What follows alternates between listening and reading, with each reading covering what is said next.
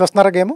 Yeah ఎలా ఆడుతున్నాడు హరీష్ గారు? మొత్తం గేమ్ అంటాం కన్నా కూడా రియాలిటీ అని చెప్తాను నేనైతే actually. So did find much difference. బయట ఎలా ఉంటారో ఇంట్లో కూడా definitely. So that true side అట్లనే కంటిన్యూ అవుతుంది యాక్చువల్లీ. దట్ జెన్యూనిటీ ఫేస్ మీద ఏదైనా ఉంటే లోపల పెట్టుకోకుండా ఈ అప్ ఫ్రంట్ గా కన్ఫ్రంట్ చేసేయటం. సో అట్లాగే ఉంటారు. Yeah definitely. బయట మాస్క్ అనేది మనకు చెప్పడం, మనం ఇంటర్వ్యూ చేసినప్పుడు బయట నాకు నచ్చట్లేదు అందుకనే హృదయమానం అని పెట్టుకున్నాను అన్నాడు. ఏంటి హృదయమానం ఏంటండి పేరు? హృదయమానవ్ ఆయన పర్సనాలిటీగా ఆయన ఎంచుకున్న పేరు యాక్చువల్లీ. అది ఇప్పుడు కూడా కాదు, it was some long way back, very ఆయన ఇంటర్మీడియట్ లో ఉన్నప్పుడు. సో ఆ ఈమెయిల్ ఐడీస్ క్రియేట్ చేసుకుంటారు కదా జనాలు అప్పుడు ఆ టైంలో.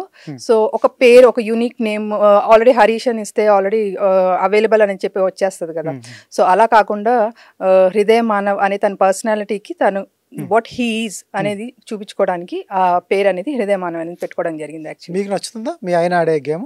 అది చెప్తున్నాను కదా, గేమ్ కాదు, ఇట్స్ అల్టిమేట్ గేమే అది. బిగ్ బాస్ ఆడించే గేమే అది.